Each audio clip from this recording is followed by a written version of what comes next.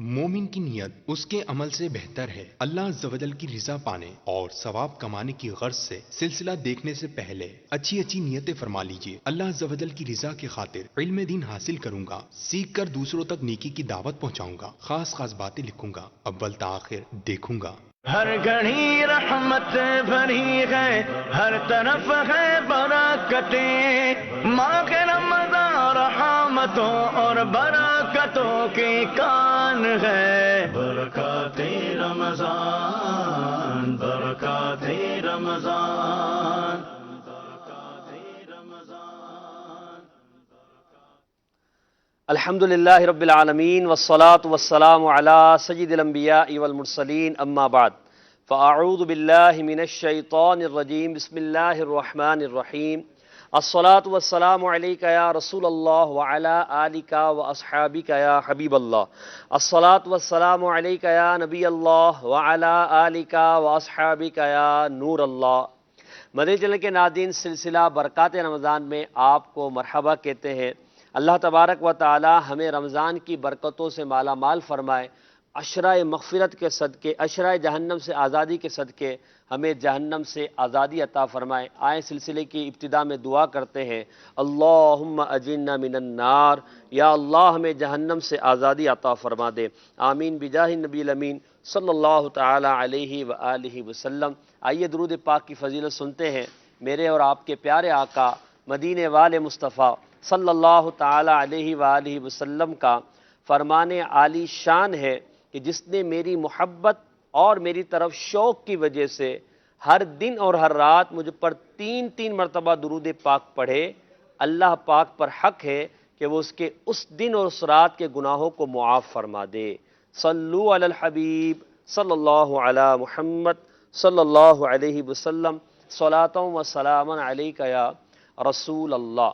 مدنی channel کے ناظرین، آج جس موضوع پر ہم گفتگو کرنے جا رہے ہیں، اس موضوع پر اگر کچھ ابتدائی بات میں کروں تو شاید ہر ذی شعور اس موضوع کے متعلقات کو سمجھنے کی کوشش کرے گا، جسے عام فہم الفاظ میں جیلیسی کہا جاتا ہے، دوسرے الفاظ میں اسے حسد بھی کہہ سکتے ہیں، مگر حسد ہی جیلیسی ہے یہ بھی ضروری نہیں ہے، اس میں ان دونوں کا تعلق ضرور ہے۔ جیلیسی ایک ایسا نفسیاتی مرض ہے کہ جس میں مبتلا ہو کر انسان خود بے چینی کا شکار رہتا ہے، اس سے اطمینان حاصل نہیں ہوتا، وہ بے قرار رہتا ہے، اور پھر جسے یہ مرض لاحق ہوتا ہے وہ اس بیماری میں ایسا مستغرق ہوتا ہے، غرق ہوتا ہے کہ گویا کہ یہ اپنے وجود کو خود لہو لہان کر رہا ہوتا ہے، کوئی اور اسے پریشان نہیں کرتا، بلکہ حسد میں مبتلا آدمی خود ہی پریشان رہتا ہے، کیونکہ وہ دوسروں کی نعمتوں کے چھین جانے کے لیے کا خواہاں ہوتا ہے، تو اس کی نعمتوں میں اسے خود آزمائش نظر آ رہی ہوتی ہے۔ پھر جب ہم دیکھتے ہیں کہ معاشرے میں حسد، جیلیسی، ایک دوسرے سے نفرت، بغض و عداوت، اس میں بہت سارے موضوعات آ سکتے ہیں۔ یہ اگر ہم افراد معاشرہ میں دیکھتے ہیں، بعض اوقات خاندانوں میں بھی ہوتے ہیں، بعض اوقات گھر کے افراد میں بھی ہوتے ہیں، دوستوں میں بھی ہوتے ہیں، اور ایک فیلڈ کے افراد میں بھی اکثر اوقات اس طرح کے معاملات پائے جاتے ہیں، جسے عام فہم الفاظ میں ہم جیلیسی کہتے ہیں یار یہ آدمی تو جیلیس ہے، یار یہ مجھ سے بڑا جلتا ہے، اور اس کو جو ہے نا میری خوشی میں جو ہے نا مزہ نہیں آتا۔ یہ جو گفتگو ہے یہ اس بات کی غماز ہے کہ ہمارے معاشرے میں یہ مرض پایا جاتا ہے، مگر اس کا دوسرا رخ بھی دیکھنا چاہیے۔ جو شخص یہ کہہ رہا ہے کہ یہ مجھ سے جیلس ہے یا یہ مجھ سے جلتا ہے، اس کے پاس کون سا ایسا پیمانہ ہے جس سے اس نے یہ پہچانا کہ یہ مجھ سے جلتا ہے؟ کہیں یہ بدگمانی تو نہیں ہے؟ تو شریعت اسلامیہ جو ہمیں تعلیم دیتی ہے، جہاں ایک آدمی کو، ایک انسان کو، ایک مسلمان کو حسد سے بچنے کی تعلیم دیتی ہے، وہیں بدگمانی سے بھی بچاتی ہے کہ ہم کسی مسلمان کے بارے میں بدگمانی کیوں کریں کہ یہ مجھ سے جلتا ہے۔ پھر اگر کوئی یہ کہتا ہے کہ یہ مجھ سے جلتا ہے تو اس پر بھی غور کرنا چاہیے، کیا یہ اپنے آپ کو بڑا سمجھتا ہے یا اپنے آپ کو کچھ سمجھتا ہے تبھی تو یہ کہتا ہے کہ مجھ سے جلتا ہے؟ یعنی اس کے زوم میں، اس کے گمان میں کہیں نہ کہیں یہ ہے کہ میں دوسروں سے اچھا ہوں، تو کہیں یہ تکبر کی طرف تو نہیں جا رہا؟ تو ان ساری باتوں پر انشاءاللہ ہم گفتگو کریں گے، اور اس کے اسباب کیا ہوتے ہیں، یہ مرض کیوں بڑھتا ہے، لاحق کیوں ہوتا ہے، سب سے پہلے اس مرض کا جو مریض تھا وہ کون تھا، اس کے علاج کیا ہے، اور ہمارے معاشرے میں پائے جانے والی ان برائیوں کی طرف جو ایک بہاؤ ہے اس کو ہم کیسے روک سکتے ہیں، انشاءاللہ اس موضوع پر بات کریں گے۔ حسد جسے عام فہم الفاظ میں ہم کہہ سکتے ہیں، جیلیسی جسے عام لوگ بھی کہا، عام افراد ان الفاظ کے ساتھ استعمال کرتے ہیں، تو اس موضوع پر اگر آپ کوئی گفتگو کرنا چاہتے ہیں، اپنا پرسنل کوئی تجربہ شیئر کرنا چاہتے ہیں یا کوئی سوال کرنا چاہتے ہیں تو بالکل آپ سوال کیجئے، انشاءاللہ آپ کی کالز کو شامل سلسلہ کیا جائے گا۔ کچھ دیر بعد مفتی صاحب بھی ہمارے ساتھ جلوہ فرما ہوں گے، آپ شرعی مسائل بھی پوچھ سکتے ہیں تو آپ کو شرعی مسائل کے جوابات بھی دیے جائیں گے، اور اگر آپ پریشان ہیں، بیمار ہیں، قرض دار ہیں یا آپ کے رشتہ داروں میں کوئی پریشان ہے اور آپ روحانی علاج معلوم کرنا چاہتے ہیں، اوراد و وظائف پوچھنا چاہتے ہیں، تو روحانی علاج دینے کے لیے مجلس مکتوبات و تعویذات عطاریہ کے اسلامی بھائی بھی ہمارے ساتھ ہوتے ہیں، تو آپ ان کے لیے بھی سوال ریکارڈ کروا سکتے ہیں، انشاءاللہ آپ کے سوالات، آپ کی پریشانیاں ان کے سامنے رکھیں گے تاکہ وہ آپ کو حل پیش کریں۔ آپ کے میسیجز بھی ہم سلسلے میں شامل کرتے ہیں، نعت خواں اسلامی بھائی ہمارے ساتھ ہوتے ہیں جن سے ہم نعت بھی سنتے ہیں اور آپ کی فرمائشیں بھی لیتے ہیں، اور بہت کچھ ہمارے سلسلے میں شامل ہوتا ہے۔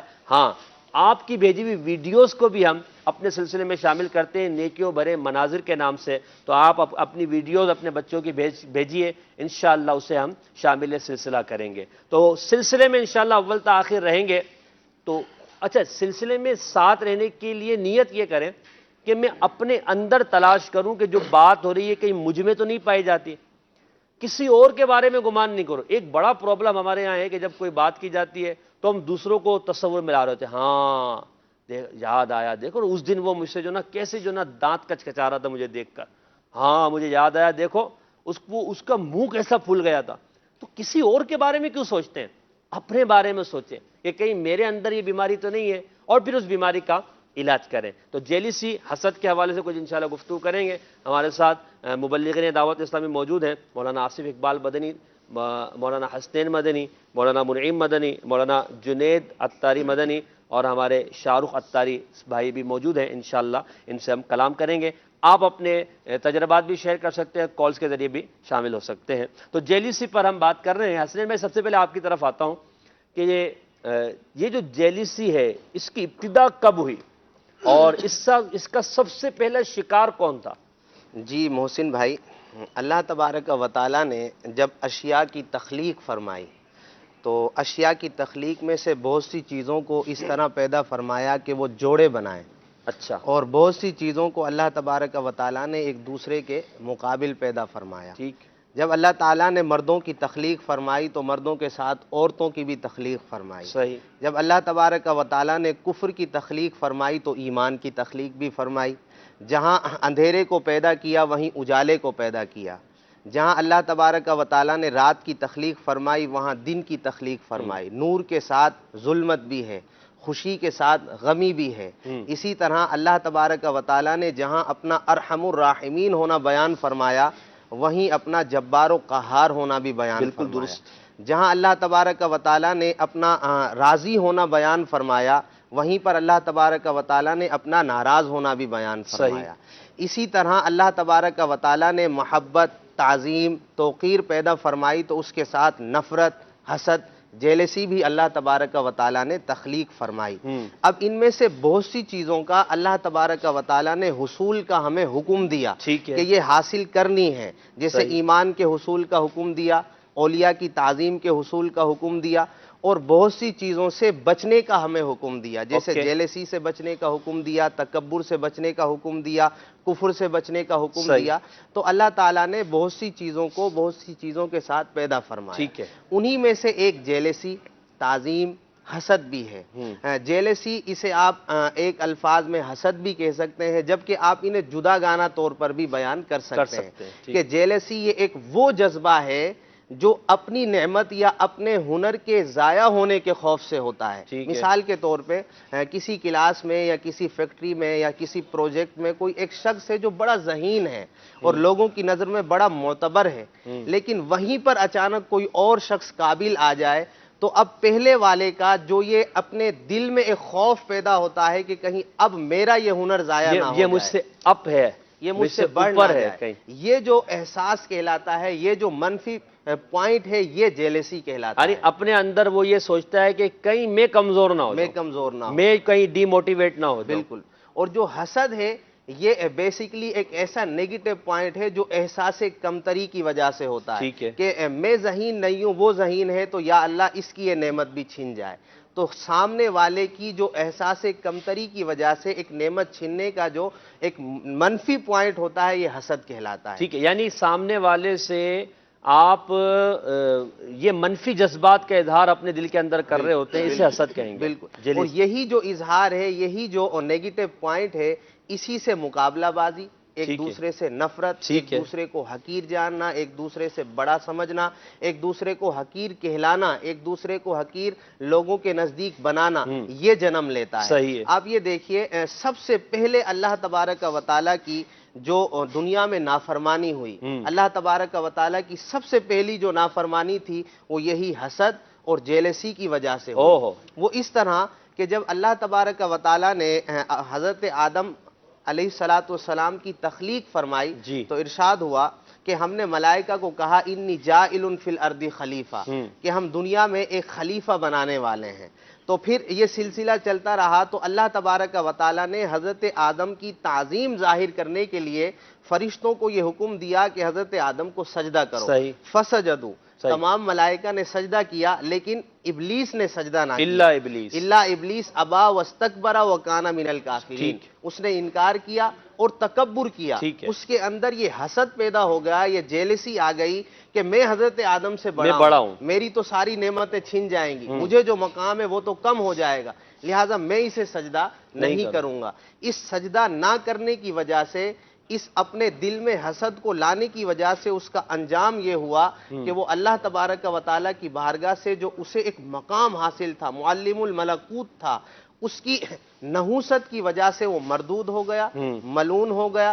تا قیامت وہ اللہ تبارک و تعالیٰ کے نافرمان لوگوں میں داخل ہو گیا، اور قیامت کے بعد وہ بھی اور اس کے متبعین بھی جہنم کے حقدار ہو گئے. یعنی آپ نے جو فرمایا اس بات سے یہ سمجھ میں آیا ہے کہ سب سے پہلا اس مرض کا شکار شیطان تھا. بالکل. اور اس نے حضرت آدم علیہ السلام سے حسد کیا، اور ابتدا بھی وہیں سے ہوئی. اور جو اس نے مدنی چینل کے ناظرین جہاں انکار کیا، وہاں پر جو حسد بھرے جملے کہے نا وہ بھی قرآن میں ذکر کیے گئے. کیا کہا اس نے کہ آدم کو تو نے مٹی سے پیدا کیا اور مجھے آگ سے پیدا کیا. تو گویا یہ کہنا چاہتا تھا کہ آگ سے میں پیدا کیا گیا تو میں بڑا ہوں، اور آدم علیہ السلام معاذ اللہ عز و جل مجھ سے ادنا ہیں، تو میں ان کو سجدہ کیوں کروں، اور ان کی تعظیم کروں گا تو میری عزت جاتی رہے گی. تو اس لیے وہ حسد کا شکار ہوا، تکبر کا شکار ہوا، اور حضرت آدم علیہ السلام کو سجدہ کرنے سے انکار کرنے کی وجہ سے وہ مردود ہوا. اب یہاں غور کریں جو ایک دوسرا اللہ تبارک و تعالیٰ کی ایک دوسری بڑی جو نافرمانی ہوئی،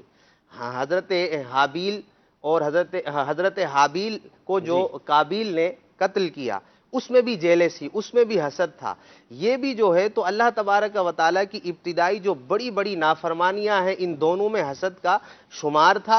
اور پھر ہوا کیا، محققین فرماتے ہیں، ہنرمند لوگ فرماتے ہیں، کامیاب لوگ فرماتے ہیں، یہ جو حسد ہے، یہ جو جیلسی ہے، یہ سانپ کے زہر سے بھی بدتر ہے. کہ سانپ کبھی اپنے زہر سے نہیں مرتا ہے، لیکن جس کے دل میں، جس کے اندر یہ حسد آ جائے، یہ حسد ہی اسے مار دیتا ہے. کسی نے کہا کہ حسد ایک ایسی دہشت گردی ہے جو انسان کے وجود کو خود لہو لہان کر دیتی ہے، کسی اور دشمن کی یہاں حاجت نہیں ہوتی. کیا کہتے ہیں جنید بھائی اس مرض کے بارے میں آپ؟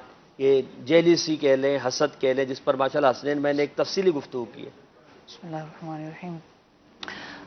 علماء کرام یہ فرماتے ہیں کہ جو کچھ ظاہر میں نظر آتا ہے وہ ڈیپینڈنٹ ہوتا ہے باطن پر. جی.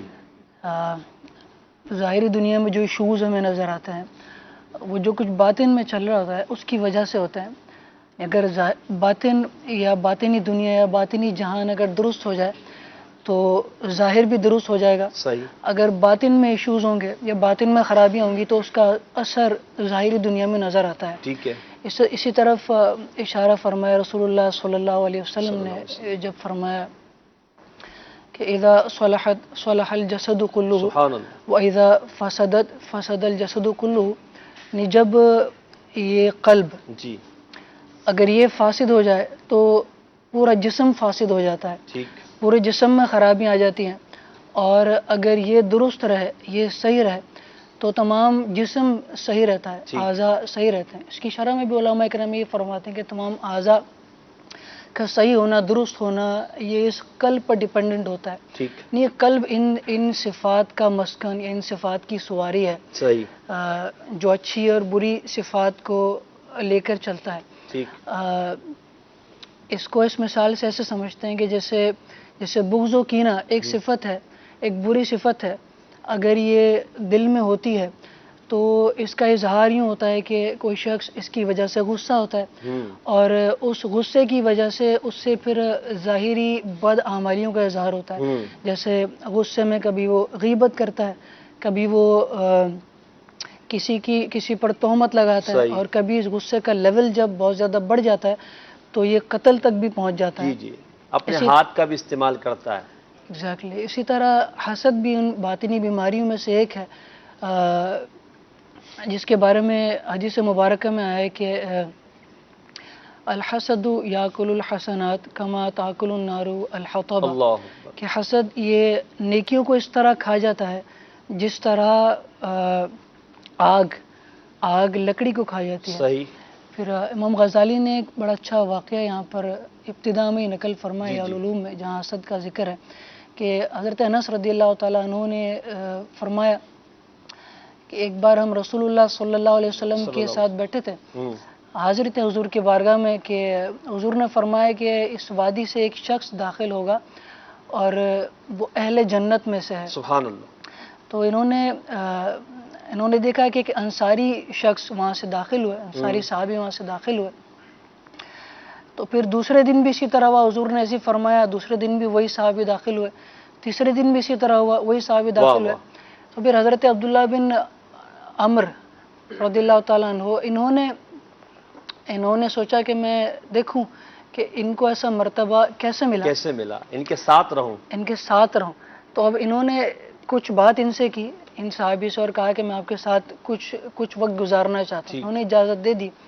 تو آپ فرماتے ہیں کہ میں ان کے ساتھ 3 راتیں رہا، اور میں نے ان کو دیکھا، میں نے دیکھا کہ رات کو وہ رات کا قیام تو نہیں کرتے، پوری رات کو سو جاتے ہیں، رات کو عبادت میں نے دیکھا نہیں، اور صبح جب فجر کا وقت ہوتا ہے تو فجر کے وقت اٹھتے ہیں، فجر کی نماز ادا کرتے ہیں۔ بہرحال 3 راتیں میں ان کے ساتھ رہا، اور میں نے ان کو اس طرح دیکھا، اور پھر میں نے ان سے کہا کہ میں جو آپ کے ساتھ رہا ہوں، اس کا ریزن یہ ہے کہ رسول اللہ صلی اللہ علیہ وسلم نے آپ کے بارے میں اس طرح فرمایا تھا، تو میں دیکھنا چاہتا تھا کہ آپ ایسا کیا عمل کرتے ہیں جس کی وجہ سے آپ کو یہ مرتبہ ملا، لیکن میں نے آپ کو کوئی کثیر عمل کرتے ہوئے پایا نہیں۔ تو آپ مجھے اب ارشاد فرمائیں کہ آپ ایسا کیا عمل کرتے ہیں جس کی وجہ سے آپ کو یہ مرتبہ ملا۔ تو وہ ان صحابی نے کہا کہ کوئی ایسا عمل تو نہیں، آپ میرے ساتھ رہے، آپ نے مجھے دیکھا، تو یہی میرا عمل ہے جو آپ نے دیکھا۔ پھر وہ فرماتے ہیں جب میں جانے لگا، پلٹنے لگا، تو انہوں نے مجھے بلایا، اور انہوں نے کہا کہ ایک عمل ایسا ہے جو میں کرتا ہوں، اور وہ یہ ہے کہ میں اپنے دل میں کسی مسلمان کے لیے غش یا حسد نہیں پاتا اس نعمت پر جو اللہ نے اس کو دی۔ اللہ نے کسی مسلمان کو جو بھلائی عطا فرمائی، اس بھلائی کو دیکھ کر میں اپنے دل میں کوئی حسد نہیں پاتا۔ تو حضرت عبداللہ بن عمر انہوں نے فرمایا کہ یہی وہ نیکی ہے، یہی وہ کمال ہے جس کی وجہ سے آپ کو یہ مرتبہ اللہ تبارک و تعالیٰ نے عطا فرمایا۔ سبحان اللہ۔ جہاں آپ نے یہ ذکر کیا کہ حسد نیکیوں کو کھا جاتا، وہیں آپ نے ایک حدیث پاک کے ذریعے یہ بھی بیان کر دیا کہ جس کے دل میں حسد نہیں ہوتا تو وہ ایک مرتبے کو پا لیتا ہے۔ نبی پاک علیہ السلام نے اس صحابی کے جنتی ہونے کی بشارت 3 دن تک دی کہ ابھی ایک شخص آئے گا جو جنتی ہوگا، اور اس کی وجہ کیا بنی جو ان صحابی نے بیان کی کہ میں اپنے دل کے اندر کسی کے لیے حسد نہیں رکھتا۔ اور دوسری طرف آصف بھائی، حسد کرنے والے کے لیے کہا گیا کہ حسد نیکیوں کو ایسے کھا جاتا جیسے کہ آگ لکڑی کو کھا جاتی۔ آپ کیا کہتے ہیں حسد کے بارے میں، اور اس کی کچھ مثالیں بھی جو ہمارے معاشرے میں پائی جاتی ہیں تو آپ بیان کریں۔ بسم اللہ الرحمن الرحیم۔ سب سے پہلے تو کسی بھی بات کو سمجھنے کے لیے اس کی وضاحت، ڈیفینیشن، تعریف کیا ہے، اس کو ڈیفائن کیا جائے۔ صحیح کہ بھئی ہے کیا چیز یہ، حسد کب کہیں گے کہ حسد ہے؟ پہلے تو یہ ڈیفائن کرتے ہیں پہلے یہ کہ تعریف کیا ہے حسد جیلیسی کی۔ اور حسد کو ہم ایک معنی میں لے لیں؟ دیکھیں بالکل لے سکتے ہیں، اعتباری فرق ہے یہ، اعتباری فرق ہے۔ بعض صورتوں میں یہ ہوتا ہے کہ جیلیسی پر وہ شرعی احکام لاگو نہیں ہوتے جو حسد پہ لاگو ہو جاتے ہیں. ٹھیک ہے. اچھا یوں کہہ لیں کہ عموم خصوص مطلق کی نسبت ہے. اب وہ ہم ٹھیک ہے. سمجھا نہیں اب وہ سکیں گے. یہاں منطق کا پیریڈ تو ہے نہیں. کہ ٹھیک ہے. سمجھائیں. اچھا تو بہرحال ہم بات کر رہے تھے حسد کی بات کرتے ہیں کیونکہ ہمارا اوورال ٹاپک حسد ہی ہے اور یہ بھی جیلسی کے ساتھ جڑی ہوئی. ٹھیک ہے. اچھا تو حسد جو ہے سب سے پہلے اس کی تعریف سمجھ لی جائے. حسد کہتے ہیں کسی کی دینی یا دنیاوی نعمت کو دیکھ کر تمنا کرنا کہ یہ زائل اس سے زائل ہو جائے, اس کے پاس یہ نعمت نہ رہے. صحیح. یا یہ تمنا کرنا کہ اس کو یہ نعمت ملے ہی نہ. اللہ اکبر. اس کو حسد کہا گیا ہے. اوہو. اس پر علامہ عبدالغنی نابلسی رحمۃ اللہ تعالی علیہ فرماتے ہیں کہ اگر انسان نے اپنے ارادے سے حسد کیا اور پھر اس پر عمل کیا یا اپنے اعضاء سے اس کو ظاہر کیا, صحیح, تو یہ حسد حرام ہے ٹھیک. اور جہنم میں لے کر جانے والا کام. ٹھیک ہے. پھر حسد کی اگر ہم کچھ تفصیل میں جائیں تو حسد کی پھر کیٹیگریز بن جاتی ہیں. صحیح بات. کہ جو ہے نا الگ الگ قسمیں بھی بن جاتی ہیں. کچھ پہلے مثالیں عرض کر دیتا ہوں پھر وہ کیٹیگریز کی طرف موقع ملتا تو ہاں ساتھ ہیں ہمارے بالکل. مثالیں جو ہے وہ ہاں کچھ وقت کے لیے نہیں, آج ایسے تو آپ کے ساتھ ہی ہم انشاءاللہ. اچھا تو میں عرض کر رہا تھا کہ حسد کی مثالیں کسی کے پاس دنیاوی نعمت دیکھنا, کوئی بہت بڑا مالدار ہے, اس کی انکم اچھی ہے, اچھا گزر بسر ہے, گاڑی ہے, اچھا گھر ہے, تو اب اس کے لیے تمنا کرنا کہ اس کی گاڑی جو ہے نا وہ چھن جائے اس سے, اس کا جو ہے نا گھر چلا جائے, ذاتی گھر سے محروم ہو جائے, کرائے پہ آ جائے, کرائے پہ آ جائے, یا کرائے پہ کیا روڈ پہ آ جائے, روڈ پہ آ جائے, ٹھیک ہے, فٹ پاتھ پہ آ جائے, یہ تمنا کرنا نعوذ باللہ, تو یہ حسد ہے. اسی طرح سے کسی کا منصب دیکھنا, دینی منصب ہو یا دنیاوی دنیاوی ہو, تو آپ کو دیکھا کہ یار یہ بڑی ترقی کرتا جا رہا ہے, اس کو بڑا منصب مل گیا, یہ تمنا کرنا یار اس سے منصب چھن جائے, تو یہ بھی بالکل جو ہے وہ گناہ کا کام ہے, حسد ہے. اسی طرح سے کسی کے پاس کوئی خوبصورت ہے, یہ تمنا کرنا کہ یہ اس کا حسن جاتا رہے, حسن جاتا رہے, بدصورت کوئی طریقے سے ایکسیڈنٹ ہو جائے اس کا نعوذ باللہ, یا پھر اس پہ کوئی ایسڈ پھینک دے تو اس کا چہرہ خراب ہو جائے. یعنی کسی بھی طریقے سے یہ چاہنا کہ یار یہ جو ہے نا وہ ایسا, کسی کی آواز اچھی ہے, یہ تمنا کرنا یار یہ جو بندہ ہے نا اس کی آواز ختم ہو جائے, اس کی آواز خراب ہو جائے, اس کا گلا خراب ہو جائے, اس کو آپریشن کرنے پڑ جائیں, یا نعوذ باللہ ایسی ایسی چیزیں سوچنا, تمنا کرنا. اتنے یعنی کیا کہیں کہ ذہنی فطور کتنا ہے. یعنی یہ سوچتے ہوئے بندہ یہ نہیں, اسے شرم نہیں آ رہی کہ میں کس کی تخلیق کے بارے میں جو ہے نا وہ کر رہا ہوں. اب اس کی بیسک بھی کیا ہے, بیسک کیا ہے کہ غصہ جو ہے نا بنیاد یہ ہے. آپ دیکھیں نا, ایک صاحب نبی کریم علیہ السلام کی بارگاہ میں آ کے عرض کرتے ہیں یا رسول اللہ صلی اللہ علیہ وسلم مجھے مختصر نصیحت فرمائیے. فرمایا لا تغضب, غصہ نہ کر, غصہ نہ کر. اس نے پھر عرض کی مجھے اور کوئی نصیحت فرمائیے. میں لا تغضب, تو 3 مرتبہ حضور نے فرمایا لا تغضب, غصہ مت کر. تو غصہ ایسی چیز ہے, غصے سے کینہ پیدا ہوتا ہے. صحیح بات. دیکھیں غصہ یا تو آپ نافذ کر دیں گے یا دل کے اندر رکھیں گے, یا دل کے اندر رکھیں گے, کمزور ہیں غصہ نافذ نہیں کر سکتے, ٹھیک ہے, یا غصے کو پی جائیں گے. 3 صورتیں بنیں گی, غصہ نافذ کر دیا اور اس پر اگر کوئی گناہ ہوا وہ نافذ کرنے میں, تو اب وہ غصہ غلط ہو گیا, اس پہ گناہ ملے گا. اچھا غصہ پی گئے تو ثواب ملے گا. سب سے بہترین گھونٹ جو انسان بھرتا ہے وہ غصے کا گھونٹ ہے, مگر وہ کوئی پینے والا ہے نہیں, پینے والے کم ہیں. اچھا یہ ایسا محسن بھائی غصے کا گھونٹ ہے جو روزے کے حال میں بھی پی سکتے ہیں اور ثواب زیادہ ملے گا, روزہ بھی نہیں ٹوٹے گا. اچھا تو پھر اب اس کے بعد جو ہے وہ یا تو وہ نافذ نہیں کر سکے, سامنے والا طاقتور ہے, یا حالات ایسے ہیں کہ اس پہ نافذ نہیں کر سکتا, اب غصہ جو نا دل میں دب جاتا ہے. اس کو امام غزالی فرماتے ہیں یہ غبار ہے, یہ جو نا وہ ایک طرح کا دھواں ہے اور اندر ہی جمع ہوتا رہتا ہے, یا آگ ہے وہ اس کو جو نا بھڑکاتی ہے. اب پھر کیا ہوتا ہے, دل میں نفرت پیدا ہو جاتی ہے. جب نفرت پیدا ہوتی ہے پھر انسان تمنا کرتا ہے یار یہ جو نا بندہ تباہ ہو جائے, یہ برباد ہو جائے. اب اس میں جو نا وہ کیٹیگریز ہیں. کیٹیگریز کیا ہیں؟ پہلا درجہ اس کا یہ ہے کہ آدمی کسی کے لیے یہ تمنا کرے کہ اس کی نعمت چھن جائے اور اس میں یہ تمنا نہ ہو کہ مجھے مل جائے, یہ تمنا نہ ہو, بس چھن جائے, اس کے پاس نہ رہے. ایسی تمنا آرزو مسلمان کے حق میں جائز نہیں. ہاں کوئی کافر ہے, کوئی فاسق ہے اور اس نعمت کی وجہ سے جو وہ بظاہر نعمت ہے اس کی وجہ سے ظلم اور کفر پھیلتا ہے تو اس کے لیے تمنا کرتا ہے تو یہ جائز ہے. اچھا پھر دوسری اس کی کیٹیگری یہ ہے کہ یہ تمنا کرنا کہ اس کی نعمت چھن جائے اور مجھے مل جائے، صحیح، یہ بھی مسلمان کے حق میں حرام ہے۔ صحیح ہے۔ اچھا، تیسرا درجہ اس کا یہ ہے کہ آدمی اس کے جو ہے نا وہ قادر نہیں ہے کہ اس نعمت کو جو ہے نا وہ خود حاصل کر سکے، خود حاصل کرنے پہ قادر نہیں ہے لیکن تمنا کرتا ہے اس کو بھی نہ ملے، خود کر نہیں سکتا، نہ اس کو حاصل ہو سکتی ہے، نہ وہ اس منصب کا اہل ہے۔ جیسے کسی منصب کے لیے ایک جو ہے نا وہ ایجوکیشن کی لیمٹ ہوتی ہے کہ یہ چاہیے، اب اس کے پاس ڈگری ہے ہی نہیں، صحیح ہے۔ اچھا، دوسرا وہ اس کا رنگ ہی ایسا ہے کہ وہ خوبصورتی اس کے اندر آ ہی نہیں سکتی، چاہے وہ کتنے ہی انجیکشنز لگوا لے، کتنی یا ہی کتنی کریمز کریمیں لگا لے، کتنے ہی کیپسول لگا لے، کیپسول کھا لے، تو اب یہ دیکھیں ایک چیز ہے کہ یار وہ آ ہی نہیں سکتی، اس کو بھی امام رازی رحمۃ اللہ تعالی فرماتے ہیں مسلمان کے حق میں یہ بھی منع ہے۔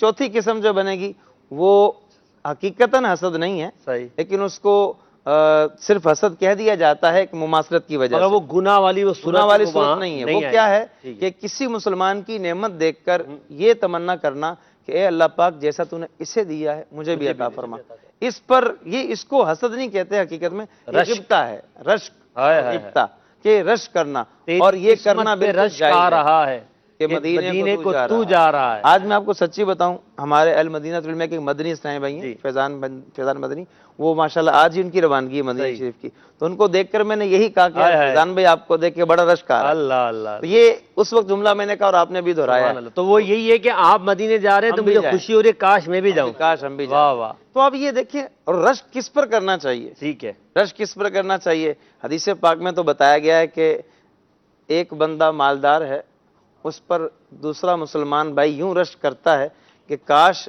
جیسا اللہ نے اسے دیا ہے واہ، مجھے بھی ایسا مال دیتا، اس طرح یہ اللہ کی راہ میں خرچ کرتا ہے میں بھی خرچ کرتا، تمنا اچھی ہے، تمنا اچھی ہے۔ تمنا اسی طرح پھر فرمایا کہ کوئی عالم ہے، علم والا ہے، اس کی علمی معاملات کو دیکھ کر، اس کی علمی صلاحیت کو دیکھ کر بندہ یہ تمنا کرے کہ کاش مجھے بھی ایسا علم مل جائے جس طرح یہ اللہ نے جو اس کو رزق، علم کا رزق عطا کیا ہے اور یہ اس کو بانٹ رہا ہے، میں بھی اس میں بانٹنے والا، مجھے بھی علم مل جائے اور میں بھی تقسیم تو کروں۔ یہ باعث ثواب ہے نا، باعث ثواب۔ ماشاءاللہ۔ دیکھیں اب کتنی پیاری بات ہے، رشک کریں تو ثواب ہے، حسد کریں تو گناہ ہے۔ معین بھائی، کلو ذی نعمت محسود، ہر نعمت جس کو دی گئی ہے وہ حسد کیا جائے گا، ٹھیک ہے؟ پھر ہم کیوں بات کر رہے ہیں جیلیسی پر جب حسد کیا جائے گا تو؟ اور پھر جیلیسی یا حسد کے بارے میں احادیث میں مذمت آئی ہے، وہ مذمت کیا ہے؟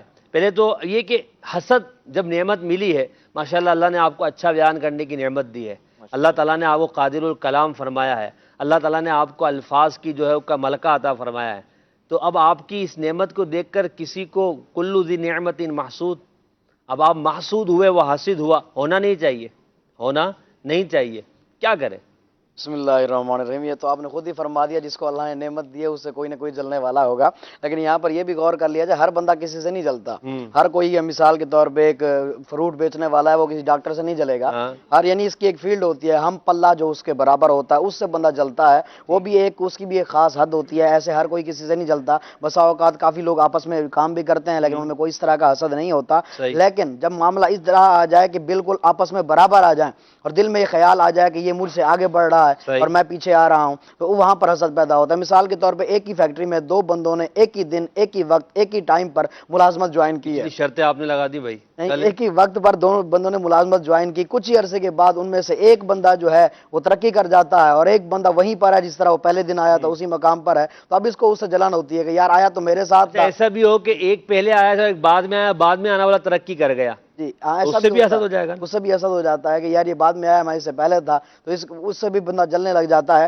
اور پھر یہ جو حسد ہے نا اور بھی کافی سارے گناہوں کی طرف لے جاتا ہے، مثال کے طور پہ تہمت ہے، غیبت ہے، چغلی ہے، اس طرح کی باتیں اس کے بارے میں کرتے رہنا، یعنی پتہ ہے کہ یہ بندہ پاک صاف ہے، اس کے اندر ایسی کوئی چیز نہیں ہے، لیکن دل میں حسد ہوتا ہے، اس سے یہ نعمت چھن جائے تو بندہ اس پہ الزام دھر دیتا ہے، بیٹا بیٹا کوئی نہ کوئی اس پہ الزام دھر دے گا، یہ ایسا ہے ویسا ہے، تو اس طرح کی جاتی ہیں۔ بہرحال حسد کی احادیث مبارکہ میں جو ہے بڑی کثرت سے مذمت کی گئی ہے۔ آقا علیہ السلام نے ارشاد فرمایا کہ یہ جو حسد ہے یہ ایمان کو ایسے خراب کر دیتا ہے جس طرح کڑوے درخت کا جو رس ہوتا ہے جمع ہوا وہ شہد کو خراب کر دیتا ہے، اسی طرح یہ جو حسد ہے یہ ایمان کو خراب کر دیتا ہے۔ اور یہ حسد کیونکہ یہ باطنی بیماری ہے، اور یہ بندے کا جب دل خراب ہو جاتا ہے، بندے کا اندر خراب ہو جاتا ہے، بندے کا باطن خراب ہو جاتا ہے، پھر کیا ہوتا ہے؟ بندے کے ایمان جانے کا خدشہ ہوتا ہے۔ اللہ اکبر۔ اس طرح کے کئی واقعات جو ہے وہ کتب سیر کے اندر موجود ہیں کہ جو بندہ حسد کرتا ہے اس کا ایمان پر خاتمہ نہ ہونے کا اندیشہ ہوتا ہے۔ اور جو بندہ حسد کر رہا ہے نا وہ خود بھی ذرا سوچ لے کہ یار مجھے حسد کرنے سے کیا فائدہ ہو رہا ہے۔ اگر سامنے والے کو پتہ بھی لگ گیا نا کہ یار یہ بندہ مجھ سے حسد کرتا ہے، اس کو عارضی تکلیف ہوگی تھوڑی دیر کے لیے، یار میں تو اس کو اچھا سمجھتا تھا، یہ تو مجھ سے جلتا ہے، میں تو اس سے بہت نیک سمجھتا تھا، اس کو تھوڑی سی تکلیف ہوگی۔ لیکن جو حسد کر رہا ہے نا اس کو بڑی تکلیف ہوتی ہے، وہ تو ہر وقت بھی پریشان ہی رہتا نا، پریشان رہتا، دنیا میں بھی ذلیل و خوار ہے، آخرت میں بھی اگر توبہ نہ کرے تو۔ جی توبہ نہ کرے تو اب دیکھیں کہ دنیا کے اندر وہ ہر وقت یہ سوچتا رہے گا یار اس کے پاس مال زیادہ آ جائے گا، اس کے پاس پیسہ زیادہ آ جائے گا، بلکہ وہ مشہور ہو جائے گا۔ یار اس کے پاس مال آ کہاں سے رہا ہے؟ ارے ہے شاہ رخ بھائی، یار یہ کار میں گھوم رہا ہے، کار کیسے آ گئی اس کے پاس؟ ارے اس کا پیچھا کرو، دیکھو اب یہ جو صورتحال ہے، یہ صورتحال یہ ہے، کیمیا سعادت میں لکھا ہے کہ حسد کرنے والا وہ ہے کہ دشمن پہ پتھر مارتا ہے، دوبارہ آ کے اسی کی آنکھ پہ لگ گیا، اس نے پھر مارا، پھر آگے لگا، پھر مارا، پھر آگے لگا، پھر اس کے دشمن اس کو دیکھتے ہیں جس سے ان کو جیلسی ہے، وہ دیکھ کے اس کی حالت پہ ہنستے ہیں، وہ اس نے اپنے آپ کو تکلیف ہی قابل رحم خود ہو جاتا ہے۔ روز اپنے گھر میں شاہ رخ بھائی اچھے اچھے فروٹ لے کر جا رہا ہے، روز اپنے گھر میں اچھے کھانے لے کر جا رہا ہے، یار اس کے پاس کہاں سے؟ اگر لگتا ہے کہ یہ کوئی گندے کام کرتا ہے، کوئی اس نے ایسا لگا کرپشن کی ہے، عمومی طور پر اب یہ بدگمانی بھی ہو گئی۔ عمومی طور پر معاشرے میں اسی نگاہ سے دیکھا جاتا ہے، اگر کسی کے پاس جلد پیسہ آ جائے، مثال کے طور پر کوئی شخص ایسا تھا کہ جو کوئی نوکری کرتا تھا اور یکدم کسی کاروبار میں اس نے ہاتھ ڈالا اور اللہ تبارک و تعالیٰ نے اس کو عطا کیا اور جلد اس کا کام چل پڑا، تو عمومی طور پر ہوتا یہ ہے کہ دیکھنے والے ایک تو حسد کا شکار تو ہو ہی جاتے ہیں کہ یار یہ اتنی جلدی اس کے پاس پیسہ کہاں سے آ گیا۔ حالانکہ پریکٹیکلی دیکھا جائے تو کچھ کاروبار ایسے ہوتے ہیں کہ جو جلدی پھلتے پھولتے ہیں، یا اس کا نصیب ہوتا ہے کہ وہ جس کام میں ہاتھ ڈالتا ہے اس کام میں کامیابی مل جاتی ہے، تو عمومی طور پہ لوگ اس کو دیکھ کے نا حسد کا شکار ہوتے ہیں کہ یار یہ کوئی نہ کوئی 2 نمبر کام کر رہا ہے، پھر اس کی ٹومے لگتے ہیں، بدگمانی کے دروازے کھلتے ہیں، الزامات کے دروازے کھلتے ہیں۔ یہی چیز جو ہے پروفیشن میں ہوتی ہے، ٹھیک ہے، جیسے کہ منعم بھائی نے ایک بڑی پیاری مثال دی کہ 2 شخص ایک ساتھ ایک کمپنی میں گئے، یا ایک بعد میں آئے، ایک پہلے سے کام کر رہا تھا، بعد میں آنے والا ترقی کر گیا۔ اب قطع نظر اس چیز سے کہ وہ یہ دیکھے کہ یہ شخص کتنا محنتی تھا، یہ کسی کام کو نہ نہیں کہتا تھا، ہر وقت حاضر رہتا تھا، یہ تمام پازیٹیو چیزوں کو اس کی نظر انداز کر کے یہی دیکھا جاتا ہے یار یہ میرے بعد آیا ہے نا، اب الزامات کیا لگتے ہیں، الزامات کی اقسام کیا ہوتی ہیں؟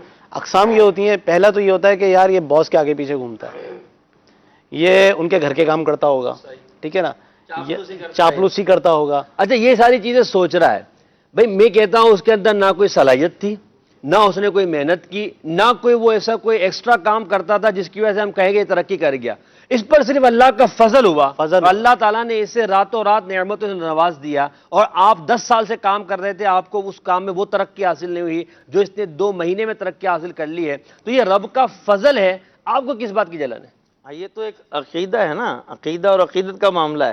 شاہ رخ بھائی جو بتا رہے ہیں، ہم گفتگو پریکٹیکل کی بات کر رہے ہیں، تو ایسا بھی ہو سکتا ہے کہ ایک آدمی جو ہے نا وہ ایسا ماہر ہو تجارت میں، اب دیکھیں نا، اب صحابہ کرام مکہ مکرمہ سے ہجرت کر کے مدینے آتے ہیں، آگے جو ہے مواقعات ہوتی ہے، بھائی بھائی بنایا جاتا ہے۔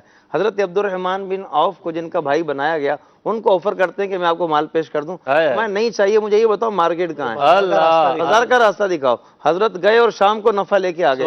ایسے ماہر بزنس مین، ایسے تاجر تھے، اور انہوں نے مدینے میں دیکھتے ہی دیکھتے ٹاپ 5 جو ہے وہ مالدار جو بزنس مینوں میں آ گئے۔ یہ حقیقت بات یہ ہوتا ہے، کچھ لوگوں کے اندر اللہ تبارک و تعالیٰ نے بڑی خدا صلاحیتیں دی ہوئی ہوتی ہیں، جب وہ گفتگو کرتے ہیں، جب وہ بات کرتے ہیں تو وہ اپنی بات کے اوپر کنونس کر لیتے ہیں۔ اب یہ صلاحیت ہر ایک میں ہو نہیں سکتی، اصل میں اس میں سب سے بڑا فیکٹر یہ آتا ہے کہ اللہ تبارک و تعالیٰ کی صفت ہے نا رازق، جی اس صفت کے اوپر صادق ایمان نہ ہونا سب سے بڑا مسئلہ۔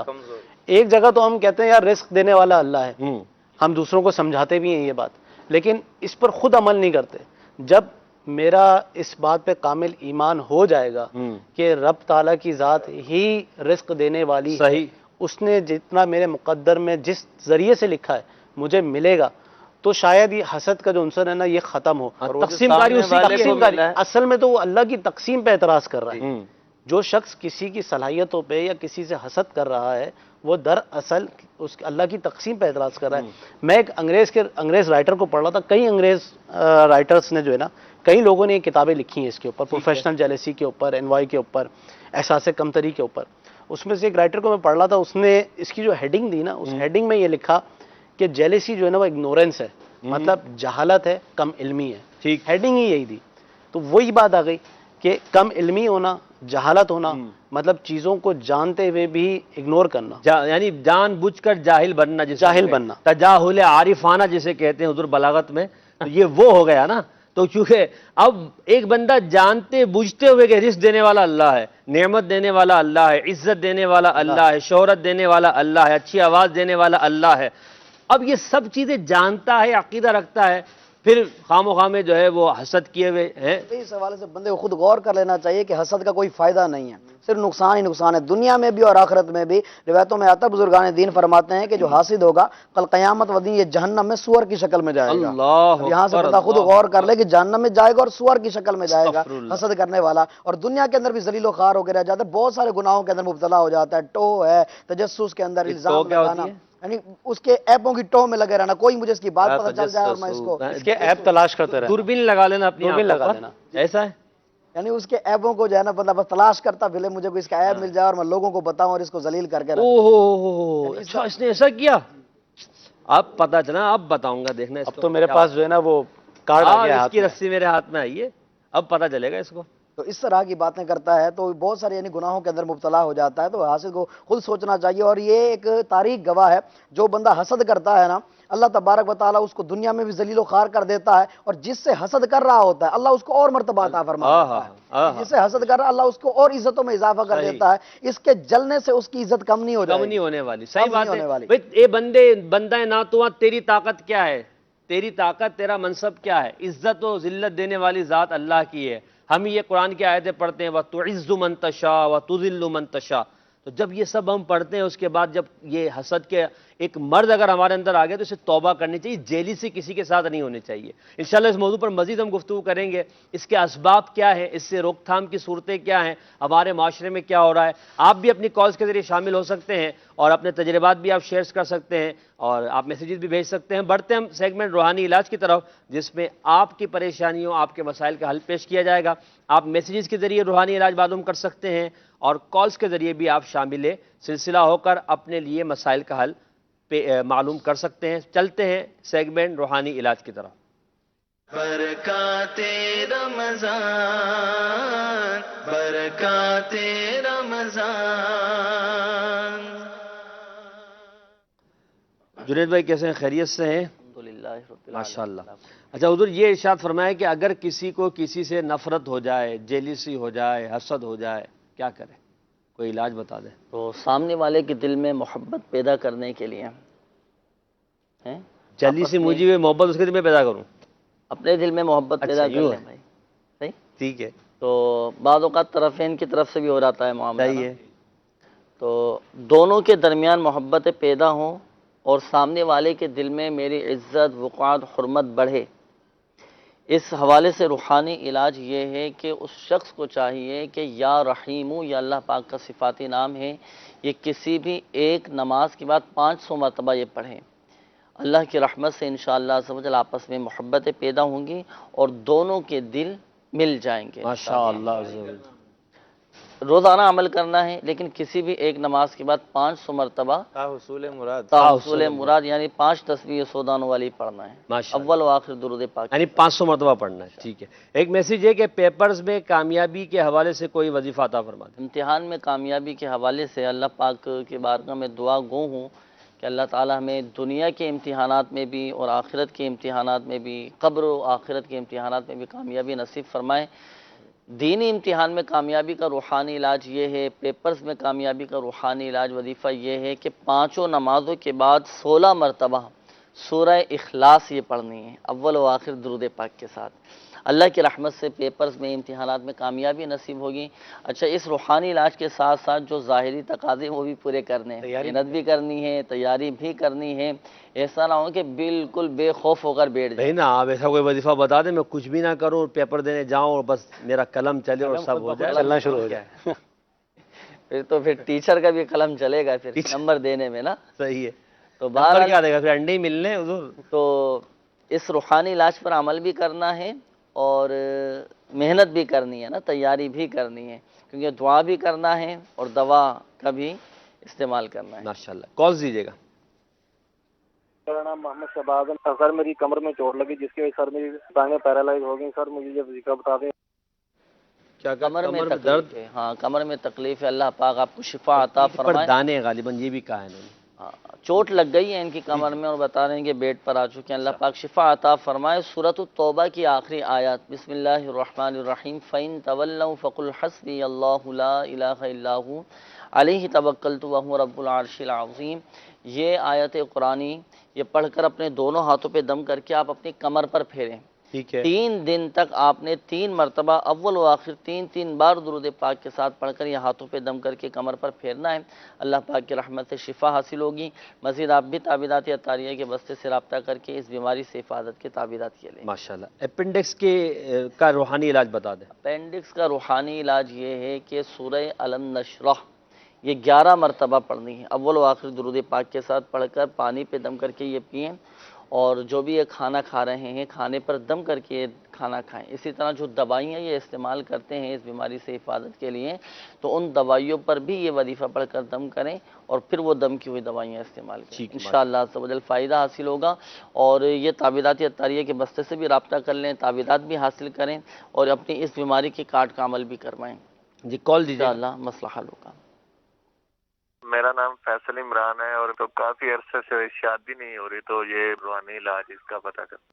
شادی کے رشتوں میں رکاوٹیں دور ہو جائیں, اگر کسی کے رشتے میں بندش ہے تو وہ بھی اس روحانی علاج پر عمل کر سکتا ہے. رات کو سونے سے پہلے 41 بار سورہ اخلاص اول و آخر 11 بار درود پاک کے ساتھ پڑھ کر صرف اور صرف شادی کے لیے دعا مانگیں.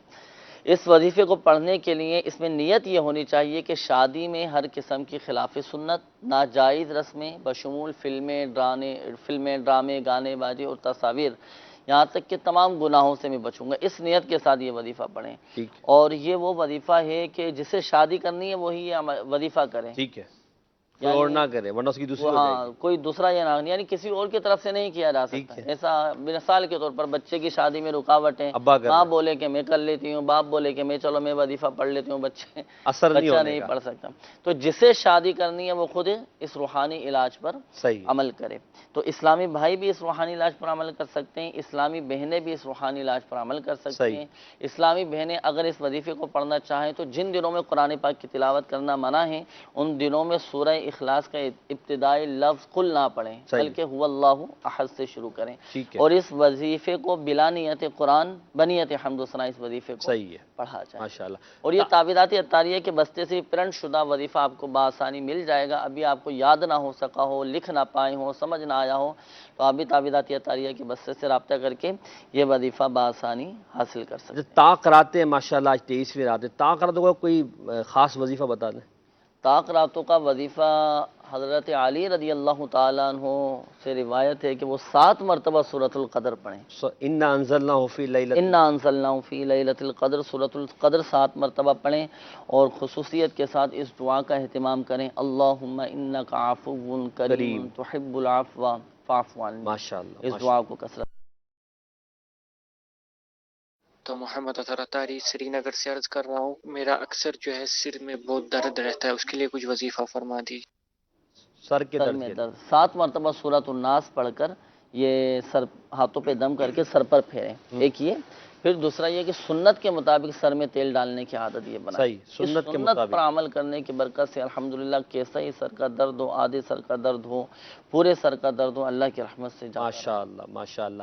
اچھا ایک سوال یہ ہے کہ تیزابیت کا مرض ہے جس کی وجہ سے یہ ہوتا ہے پورے جسم میں جو نا ایسے جلن ہوتی ہے, ایڑیوں میں جلن ہوتی ہے, پاؤں میں, ہاتھ پیر میں, دوائیں بھی کھا رہے ہیں مگر فرق نہیں پڑ رہا. تو تیزابیت کے حوالے سے معدے کی خرابی, معدے کی تیزابیت وغیرہ اس طرح کا کوئی معاملہ ہوتا ہے تو کھانا کھانے کے بعد 1 مرتبہ سورۃ القریش یہ پڑھ لیا کریں. لإیلاف قریش, جس کے ساتھ بھی یہ مسئلہ ہے کہ سینے میں جلن ہوتی ہو, پیٹ خراب رہتا ہو یا معدہ درست نہ ہو, معدے میں تیزابیت ہو جاتی ہو تو کھانے پینے میں احتیاط بھی کرنی ہے. ساتھ ساتھ کھانے کے بعد 1 مرتبہ سورہ قریش یہ پڑھ لیں, صرف پڑھ کر دم نہیں کرنا, صرف پڑھ لیں۔ پڑھنا ہے، ٹھیک ہے، سورہ قریش یہ پڑھ لیا کریں۔ ماشاءاللہ۔ ایک کال اور دیجیے گا۔ محمد نواز اتاری، ضلع رحیم یار خان۔ برکات رمضان سلسلے کی کیا بات ہے، اللہ عز و جل مدنی چینل کو دن 11ویں رات 12ویں ترقیاں عطا فرمائے۔ آمین آمین، جزاک اللہ خیرہ، اللہ آپ کو برکت عطا فرمائے۔ آخری سوال کا جواب عطا فرما دیں آپ کہ نرینہ اولاد کے خواہش مند حضرات کیا وظیفہ پڑھیں؟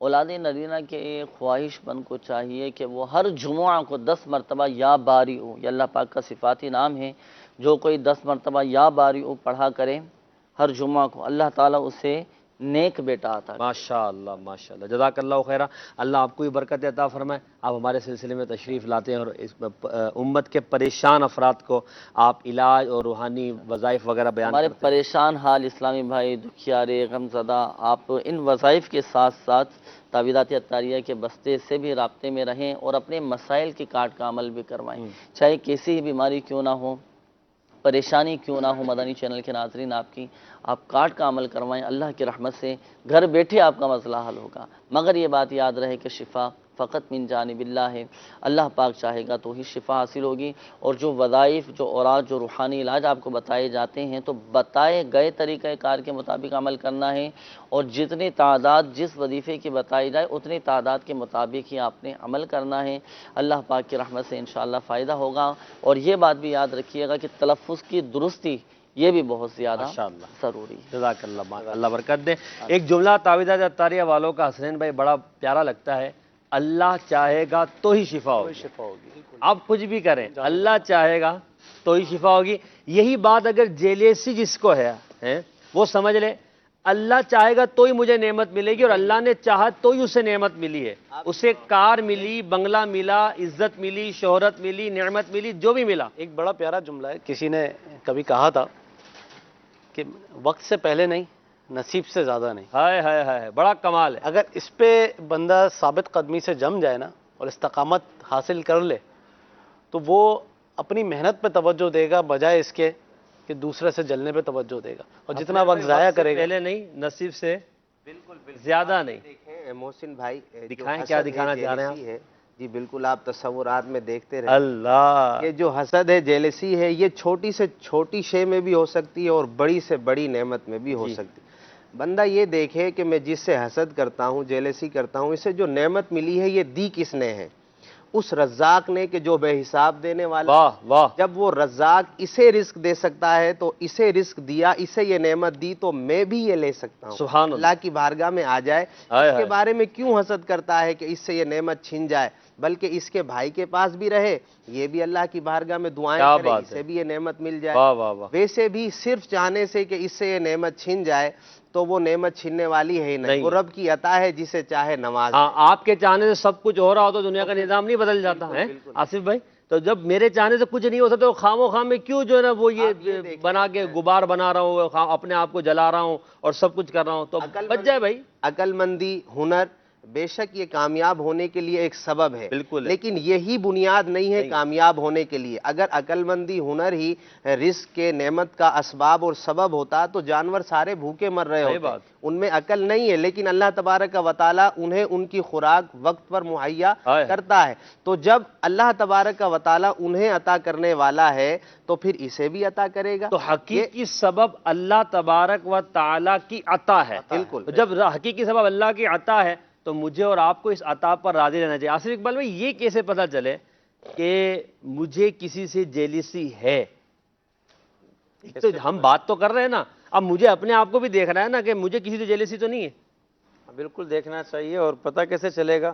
جب یہ اصل میں اس کی جو تعریف ہے نا، جی، اگر وہ اپنے اندر پاتا ہے تو سمجھ لے کہ جیلسی ہے۔ ٹھیک ہے، اگر وہ اس پہ صادق آتی ہے بات تو پتہ چل جائے گا کیا کرے، وہ تعریف پر غور کرے اور اپنے آپ غور کرے اور اپنے آپ کو دیکھے، یار میرے دل میں یہ تمنا تو نہیں آتی کسی کے بارے میں، فلاں بندے کے پاس جو دینی نعمت ہے، دنیاوی نعمت ہے، میں یہ تمنا تو نہیں کرتا یہ ختم ہو جائے، چھن جائے یا چھن کر مجھے مل جائے۔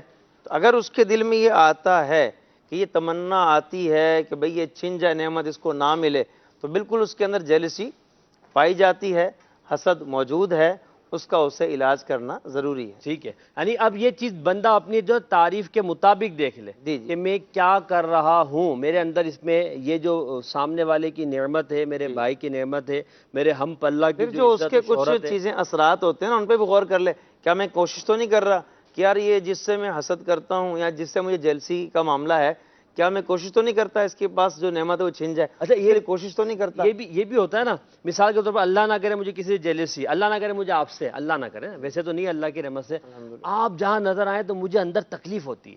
ہاں بالکل، کہاں آ گیا؟ بالکل، یہ اس کی ایک علامت ہے کہ اس سے جلنا کہ بھئی یار یہ کیوں آ گیا ہے. اب یہ آ گیا ہے تو پھر شاید میری دال نہیں گلے گی. اب آپ دیکھیں، ایک اس کی مثال میں آپ کو دیتا ہوں کہ میری دال جو نا وہ چمچی ڈالنے سے بھی نہیں گلتی. اب آپ دیکھیں حضرت امیر معاویہ رضی اللہ تعالیٰ عنہ، آپ تشریف فرما ہیں تو آپ کے پاس ایک بہت بڑے خطیب تھے اپنے دور کے، صہبان وائل نام ہے ان کا. تو وہ حضرت جب تشریف لائے تو کچھ دیر پہلے وہاں چھوٹے چھوٹے اور خطیب مقررین بیٹھے ہوئے تھے. تو جیسے ہی وہ بڑے خطیب آئے وہاں پر، ایک ایک کر کے سارے وہاں سے نکل گئے. اللہ، کیوں نکل گئے؟ جب نکل گئے نا، حضرت امیر معاویہ رضی اللہ عنہ نے فرمایا کہ صہبان تمہیں دیکھ کر سب نکل گئے ایک ایک کر کے. تو آپ نے ایک جملہ فرمایا، یعلمون اذا قلت اما بعد فانا خطیبہم. اللہ، سب کو پتا ہے کہ جب میں اما بعد کہہ کے میں تقریر شروع کرتا ہوں تو سب کا خطیب میں ہی ہوتا ہوں. کہا کہ اس وجہ سے یہ لوگ ان سب کو پتا چلا تھا اب ہماری دال گلنی نہیں ہے. زہیب بھائی، جہاں میری دال نہیں گلنی ہے، جہاں مجھے دیکھا کہ میرا ہم جیسا میرے ہم پلہ آدمی آ گیا ہے، اب مجھے اندر تکلیف ہو رہی ہے، میرے اندر جو ہے گرمی آ رہی ہے، جلن ہو رہی ہے. دیکھیں، میں جو آصف بھائی کی بات سے اخذ کر سکا ہوں وہ یہ ہے کہ جب آدمی اندر سے خالی ہوتا ہے اور سامنے اسکلفل آدمی موجود ہے، تو یہ جو ہے نا زیادہ بڑھنا شروع ہو جاتی ہے.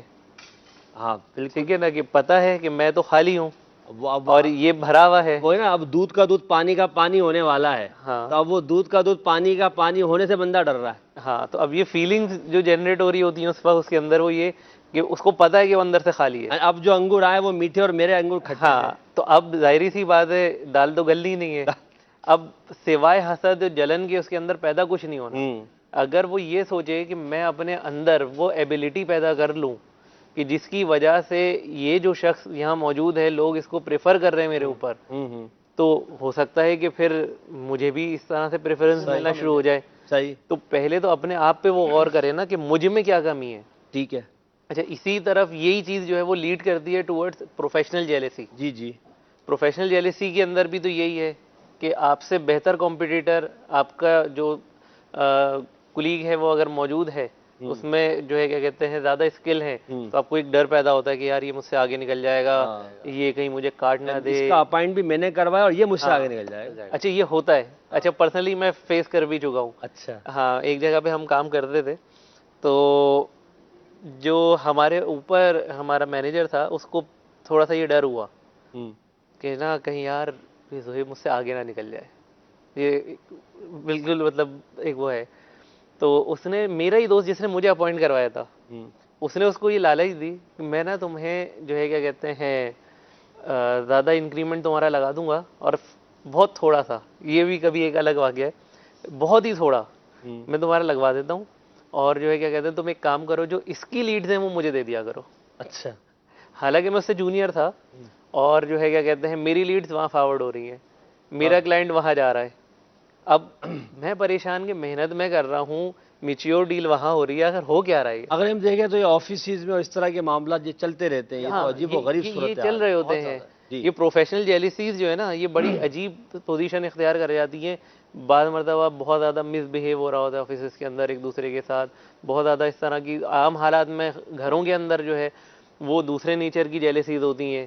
گھروں کا تو انداز ہی بالکل الگ ہوتا ہے. اگر ساس بہو کو دیکھ لے تو معاملہ الگ ہے، باورچی کے ساتھ معاملہ الگ ہے. کو ہوئی تو یہ لازمی نہیں کہ ہم پلہ کو، ہاں ہم پلہ اوپر والے کو بھی نیچے والے سے ہو جاتی ہے. وہ ڈر وہ یہ دیکھ رہا ہوتا ہے کہ جس تیزی سے اوپر آ رہا ہے، دیکھ رہا ہوتا ہے کہ یار اس کے اندر وہ کوالٹی ہے کہ یہ جو ہے نا کچھ عرصے میں آگے آ جائے گا، مجھے کاٹ دے گا. اچھا محسن بھائی، ایک اور چیز ہمارے زہیب بھائی نے جو واقعہ سنایا، اس سے ایک یہ بھی سمجھ میں آتا ہے کہ کسی پہ اندھا اعتبار، کسی پہ بہت زیادہ اعتبار کرنا یہ بھی انسان کو نقصان کی طرف لے جاتا ہے۔ اللہ نے آپ کو دولت دی، آپ کو اللہ تبارک و تعالیٰ نے نعمتیں عطا کی، آپ ان کا بلا ضرورت چرچا کیوں کر رہے ہیں لوگوں میں؟ میرے پاس یہ ہے، میرے پاس یہ ہے، دیکھو یہ بھی ہے، یہ بھی ہے۔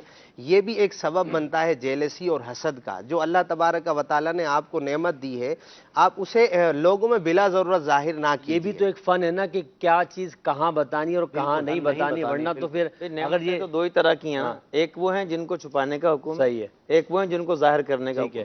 اللہ پاک نے آپ کو بیٹا دیا ہے، بیٹی دی ہے، یہ نعمت آپ لوگوں کو بتائیں تاکہ لوگ برکت کی دعا کریں۔ صحیح بات ہے۔ اور آپ کو اگر آپ کو جو ہے نا وہ کہیں انعام لگ گیا 10 لاکھ روپے کا اچانک، یا پھر آپ کو جو ہے نا وہ بہت سارا بزنس میں اچھا فائدہ ہو گیا ہے، آپ نے کوئی ایسا سیزن کیا آپ کو 5 لاکھ کی انکم ہو گئی، اب آپ جو ہے نا اس کو لوگوں کو بتانا شروع کر دیں تو پھر ہو سکتا ہے بہت سا آپ مسائل کا شکار ہو جائیں گے۔ نہیں تو پھر ایک حدیث پاک میں یہ اور بھی مسائل ہیں، دنیاوی مسائل بھی آ جائیں گے ان کو۔ ایک حدیث پاک یہ بھی ہے، آپ یہ دیکھیں نا، ایک حدیث پاک یہ بھی ہے کہ نعمتوں کو چھپا کر اللہ کا شکر ادا کرو۔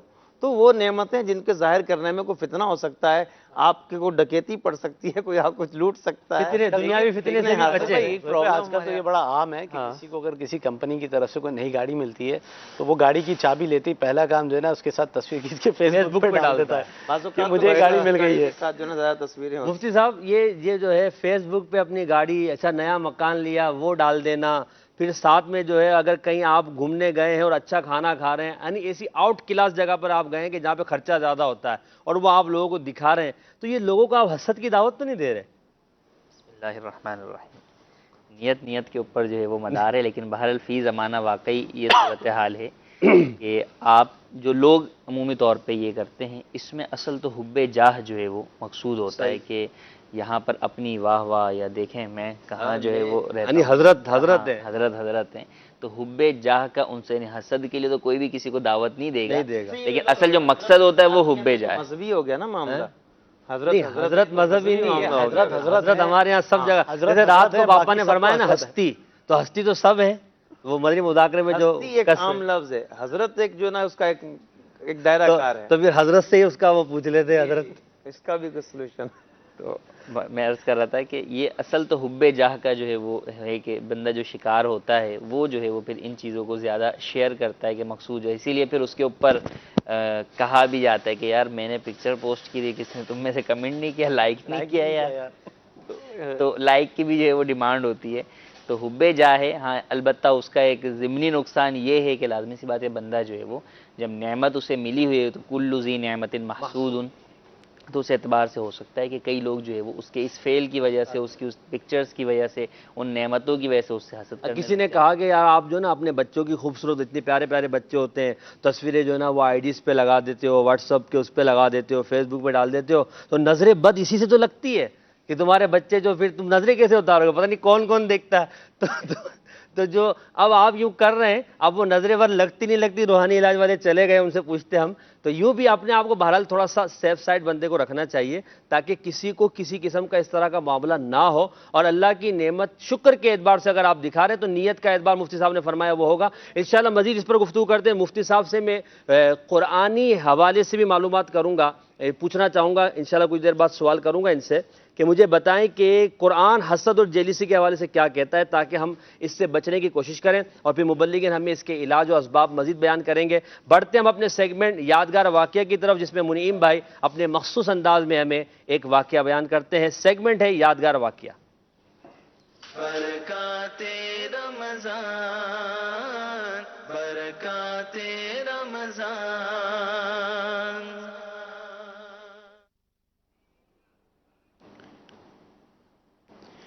الحمدللہ رب العالمین والصلاة والسلام علی سید الانبیاء والمرسلین، اما بعد فاعوذ باللہ من الشیطان الرجیم، بسم اللہ الرحمن الرحیم۔ مدنی چینل کے ناظرین، آپ دیکھ رہے ہیں سلسلہ یادگار واقعہ، سیگمنٹ یادگار واقعہ۔ اس کے اندر ہم نے کل سنا تھا عقیدہ علم غیب کے متعلق، اور آج سنیں گے انشاءاللہ عقیدہ حاضر ناظر کے متعلق کہ حاضر ناظر کا معنی کیا ہے، حاضر ناظر کہتے کس کو ہیں، اور آقا علیہ السلام حاضر ناظر ہیں کہ نہیں ہیں۔ تو یاد رکھیے اللہ تبارک و تعالی نے نبی کریم صلی اللہ تعالی علیہ وآلہ وسلم کو یہ مقام و مرتبہ دیا ہے کہ آقا علیہ السلام حاضر بھی ہیں اور آقا علیہ السلام ناظر بھی ہیں۔ یہ قرآن سے بھی ثابت ثابت ہے, احادیث سے بھی ثابت ہے, صحابہ کرام محدثین کے اقوال سے بھی ثابت ہے کہ آقا علیہ السلام حاضر ناظر ہیں. سب سے پہلے حاضر کا معنی کیا ہے اور ناظر کا معنی کیا ہے؟ حاضر کا معنی ہے سامنے ہونا, موجود ہونا, یعنی غائب نہ ہونا, اور ناظر کا معنی ہے دیکھنے والا. اور عالم میں حاضر و ناظر کا شرعی معنی یہ ہے کہ قوت قدسیہ والا, جس کو اللہ تبارک و تعالی نے قوت عطا فرمائی ہے, وہ سارے عالم کو ایسے دیکھتا ہے جیسے اپنے ہاتھ کی ہتھیلی کو دیکھتا ہو, اور دور و نزدیک کے لوگوں کی آواز کو سنتا ہو, اور کائنات کے کسی کونے میں بیٹھ کر اس کو کوئی پکارے وہ اس کی آواز کو بھی سنے, اور اس کی مدد جو اس نے مانگی ہے اس کی مدد کو بھی پورا کرے, اس کی حاجت کو بھی پورا کرے. اس کو حاضر ناظر کہا جاتا ہے. بھلے وہ یہ جو طاقت ہے یہ اس جسم کے ساتھ ہو جو مثالی جسم ہے, یا جو اس کا جسم قبر کے اندر ہے اس جسم کے ساتھ ہو, یا یہ روحانی طاقت ہو, یہ اللہ تبارک و تعالی نے مقام و مرتبہ حضور نبی کریم صلی اللہ تعالی علیہ وآلہ وسلم کو عطا فرمایا ہے کہ آقا علیہ السلام حاضر بھی ہیں اور آقا علیہ السلام ناظر بھی ہیں. امام طبرانی نے صحیح سند کے ساتھ اس حدیث پاک کو نقل کیا. آقا علیہ السلام فرماتے ہیں اللہ تبارک و تعالی نے ساری کائنات کو میرے سامنے یوں کر دیا ہے, میں ساری کائنات کو ایسے دیکھتا ہوں جیسے اپنے ہاتھ کی ہتھیلی کو دیکھتا ہوں. اور آقا علیہ السلام فرماتے ہیں قیامت تک جو کچھ دنیا میں ہونے والا ہے میں اس تمام کو دیکھتا ہوں, ایسے دیکھتا ہوں جیسے اپنی ہاتھ کی ہتھیلی کو دیکھتا ہوں. یہ آقا علیہ السلام نے ارشاد فرمایا. علماء فرماتے ہیں یہاں سے پتہ چلا کہ آقا علیہ السلام پوری کائنات کے لیے ناظر ہیں, پوری کائنات کو دیکھ رہے ہیں, اور آقا علیہ السلام پوری کائنات کے لیے حاضر بھی ہیں. وہ اس طرح کہ اللہ تبارک و تعالی نے اپنے محبوب کے سامنے سے ساری دوریاں اٹھا دی ہیں. آقا علیہ السلام کے سامنے سے ساری دوریاں اٹھا دی گئی ہیں. آقا علیہ السلام کے قریب جیسے عرب ہے اسی طرح عجم ہے, جیسے زمین قریب ہے ایسے آسمان قریب ہے, جیسے فرش قریب ہے ایسے عرش قریب ہے. ساری دوریوں کو آقا علیہ السلام کے سامنے سے اٹھا دیا گیا. آقا علیہ السلام اپنی ساری امت کو ایسے دیکھتے ہیں جیسے اپنے ہاتھ پر رائی کے دانے کو دیکھتے ہوں. یہ آقا علیہ السلام کی حدیث پاک جو ہم نے سنی کہ آقا علیہ السلام فرماتے ہیں ساری کائنات کو میرے سامنے کر دیا گیا. اور امام مجاہد نے لکھا ہے کہ اللہ تبارک و تعالیٰ نے ملک الموت کو یہ مقام و مرتبہ عطا فرمایا ہے کہ ساری کائنات کو ان کے سامنے ایسے کر دیا ہے جیسے کوئی تھالی ہو, جیسے کھانے کا برتن ہو. علامہ حلبی نے لکھا ہے کہ یہ بھی اس بات کی دلیل بن سکتی ہے کہ ملک الموت کو اتنا علم دیا گیا اور ملک الموت سے پوچھا گیا کہ آپ ان دو مردوں کی روح کو کیسے قبض کرتے ہیں جن کی موت کا وقت تو ایک ہے لیکن ان میں سے ایک بندہ مشرق کے انتہا میں ہے اور ایک مغرب کے انتہا میں ہے, آپ ان دونوں کی روح کو کیسے قبض کر لیتے ہیں؟ تو ملک الموت ارشاد فرماتے ہیں اللہ تبارک و تعالی نے ساری کائنات کو میرے سامنے ایسے کر دیا ہے جیسے کھانے والے کے سامنے برتن ہوتا ہے, وہ جہاں سے چاہے لقمہ اٹھا سکتا ہے, میں بھی اسی طرح جہاں سے چاہوں روح کو قبض کر سکتا ہوں. علماء فرماتے ہیں جب ملک الموت کی یہ شان ہے تو آقا علیہ السلام تو ملک الموت سے افضل و اعلیٰ ہیں, تو آسمان و زمین کی آقا علیہ السلام کے سامنے کیا حقیقت ہے؟ علماء کرام نے بیان کیا وقت کا بادشاہ تھا, امام ربانی کے پاس آیا اور آ کر کہنے لگا مجھے ایک سوال سمجھ میں نہیں آتا, ایک بات سمجھ میں نہیں آتی, وہ آپ سے پوچھنا چاہتا ہوں. کیا بات ہے؟ بات یہ ہے کہ آقا علیہ السلام کے بارے میں ہم نے سنا ہے کہ وہ ہر قبر کے اندر تشریف لاتے ہیں تو ایک دن کے اندر کئی لوگ مرتے ہیں, تو ہزاروں قبروں کے اندر آقا علیہ السلام کی ذات تو ایک ہے, تو ایک ذات ہزاروں قبروں میں کیسے جا سکتی ہے؟ امام ربانی نے اس کا جواب زبان کے ذریعے نہ دیا بلکہ عمل کر کے بتایا. امام ربانی فرماتے ہیں تم ایسا کرو, دہلی والوں کو حکم دو کہ وہ میری کھانے کی دعوت کریں, اور اس کی شرط یہ ہے کہ ایک ہی دن میں کریں اور ایک ہی وقت پر کریں. تو اس بادشاہ نے ایسا کیا, سارے دہلی والوں کے احباب کو اس نے حکم دیا کہ تم امام ربانی کی دعوت کرو. سب نے ایک ہی دن ایک ہی وقت میں ان کی دعوت کی, اور بادشاہ کہتا ہے میں نے بھی امام ربانی کی دعوت کی. امام ربانی میرے پاس آئے, اسی وقت اسی دن میرے پاس کھانا کھایا, اور انہوں نے اسٹے بھی میرے پاس کیا, قیام بھی میرے پاس کیا. جب دوسرا دن آیا میں نے ان سارے بندوں کو بلایا اور میں نے ان سے فردن فردن پوچھا بتاؤ کیا امام ربانی تمہارے ہاں آئے تھے؟ تو سب نے کہا ہاں, رات کا کھانا امام ربانی نے ہمارے پاس کھایا. جب یہ باتیں سنی تو بادشاہ حیران رہ گیا.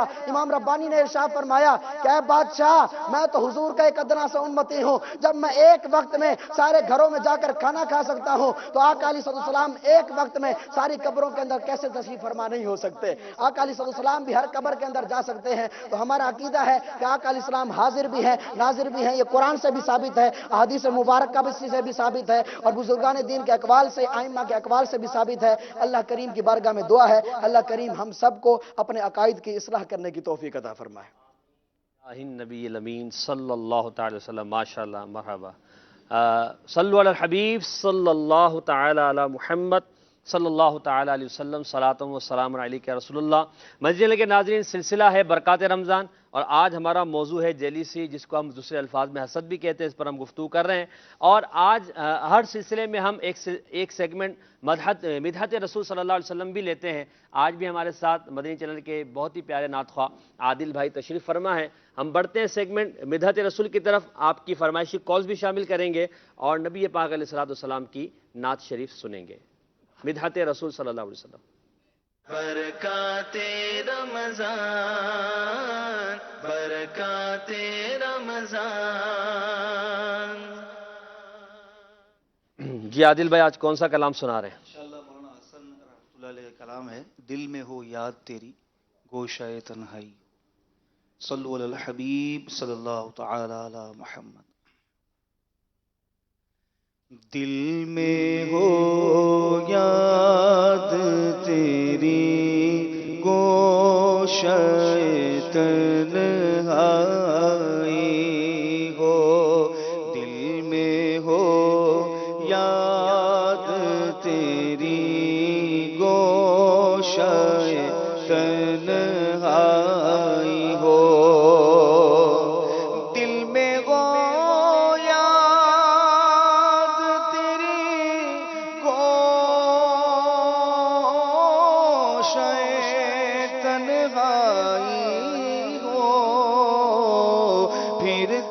خلوت میں عجب انجمن آرائی ہو، پھر تو خلوت میں عجب انجمن آرائی ہو، دل میں ہو یاد تیری گوشہ تنہائی ہو، آستانے پہ تیرے سر ہو جلائی ہو،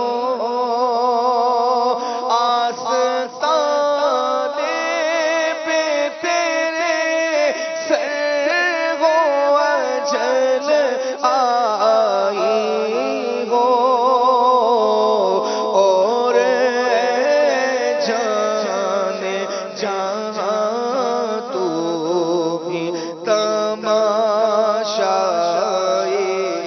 ہو، اور جانے جہاں تو بھی تماشائی ہو، دل میں ہو یاد تیری گوشہ تنہائی ہو، اور آج جو عیب کسی پر نہیں کھولنے دیتے،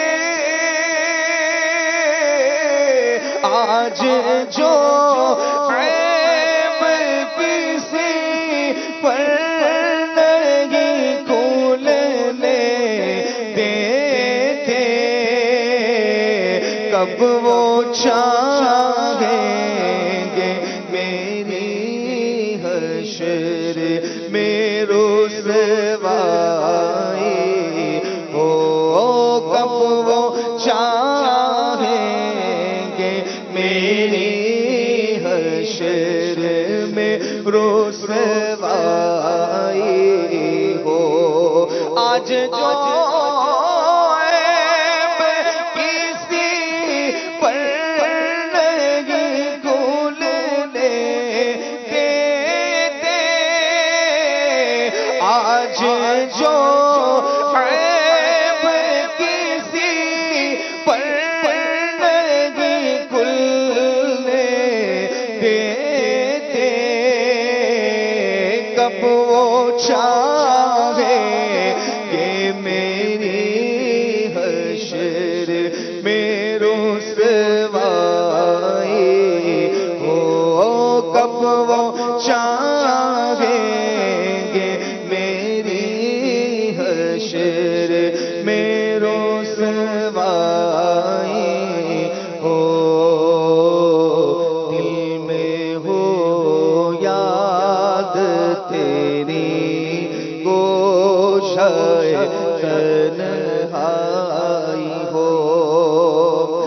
بند جب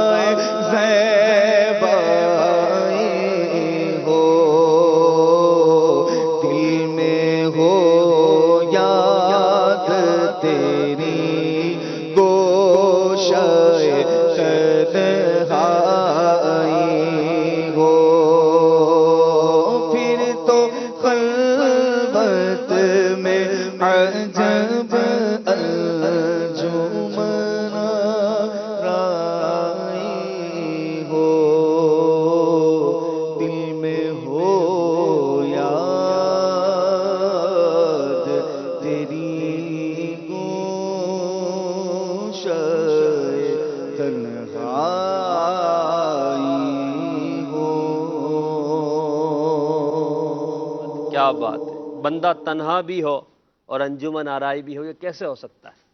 کیا پیارا تخیل ہے مولانا حسن رضا خان صاحب رحمۃ اللہ علیہ کا، کہ جب بندہ تنہا ہو اور پھر نبی پاک کی یاد دل کے اندر ہو تو یہ تنہائی پھر تنہائی نہیں رہتی، حضور کی یاد کی وجہ سے ایک ایسی انجمن بن جاتی ہے کہ انسان کے روح و دماغ کو وہ معطر و معمر کر دیتی ہے۔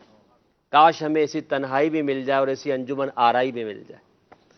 اب مگر دل میں جب حسد ہوگی، جیلسی ہوگی اور بدگمانیاں پھنسی ہوں گی تو پھر نبی پاک کی یاد دل میں بس جانا ہے تھوڑا مشکل کام۔ دل کو پاک کریں، دل پاک ہوگا انشاءاللہ محبت رسول بڑھے گی۔ دل جو نا اللہ و رسول کی محبت کا ایک مقام ہے، تو اس دل میں پیارے آقا کی یاد ہو، انشاءاللہ بیڑا پار ہونے کا اللہ نے چاہا۔ کچھ کالز دیجئے مدنی چینل کے ناظرین کی، کیا کہنا چاہتے ہیں ہم سنتے ہیں۔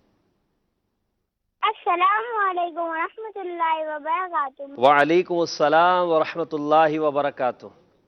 میرا نام محمد سلام زاد تاریخ ہے، میں راولپنڈی میں دیدی کا بنا سے عرض کر رہا ہوں۔ پیارے محسن بھائی، آپ کا سلسلہ برکات رمضان بہت ہی پیارا ہے اور آج کا موضوع ہے جیلسی۔ اگر ہم دوسروں کے پاس نعمت دیکھ کر، گھر مکان گاڑی دیکھ کے ہم خوش ہوں گے تو ہم جیلسی پن سے بچ جائیں گے، اور کسی مدنی منی کو اچھا پڑھتے دیکھیں گے تو خوش ہوں گے۔ نہ سنا دے میں جو مدینے جاتا تو کچھ اور بات ہوتی۔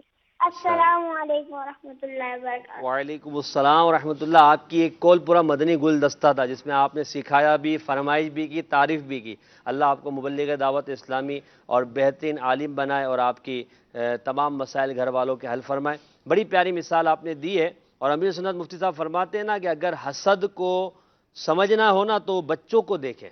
اگرچہ بچوں پر گناہ نہیں ہے، مگر وہ بچے جو ایک دوسرے کے ساتھ معاملات کر رہے تھے، کھلونا میرا لے لیا، یہ کر لیا، اس کے ساتھ اس کو کھلایا، مجھے نہیں کھلایا، تو ہمیں سوچنا چاہیے، اور ہمیں وہ سکھا رہے ہوتے کہ تم بڑے ہو، تمہیں حسد، تمہیں ایک دوسرے سے جلنا نہیں چاہیے۔ کال دیجیے گا۔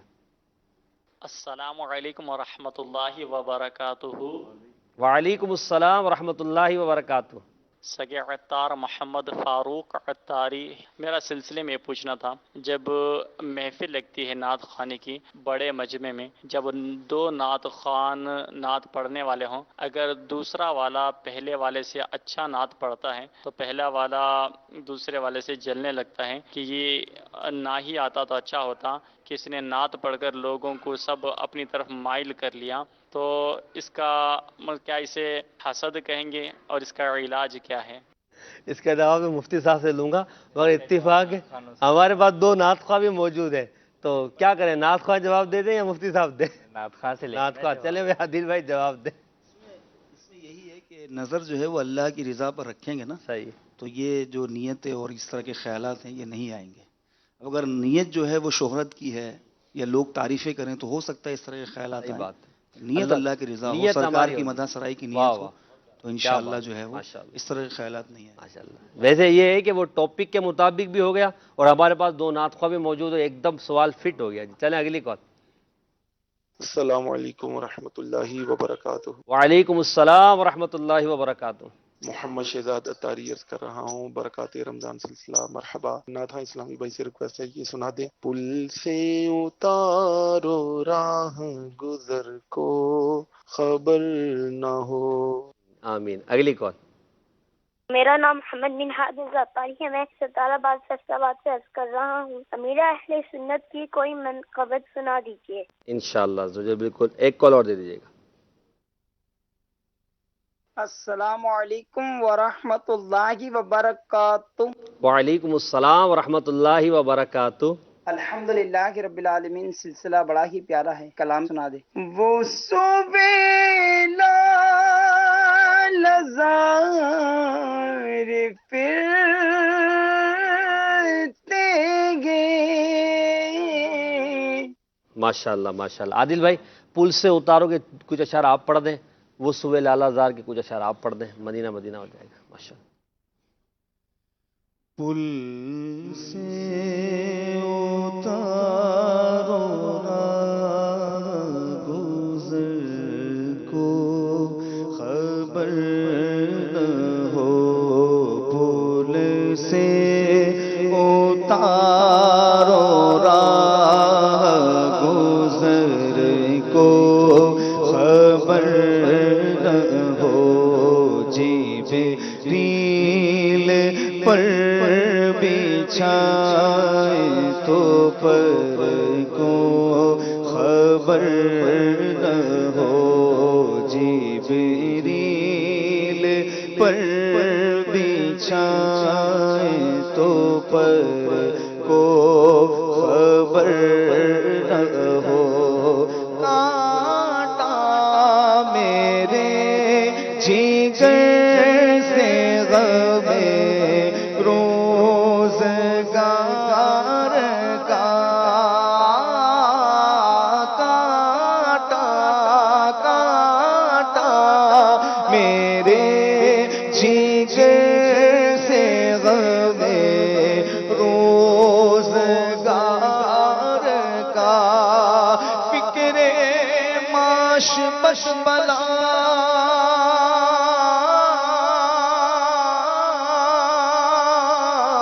ہولے مات جا گزار، لاکھوں بلا میں پھنسنے کو روح بدن میں آئی کیوں، کانٹا میرے جگر سے غم روزگار کا،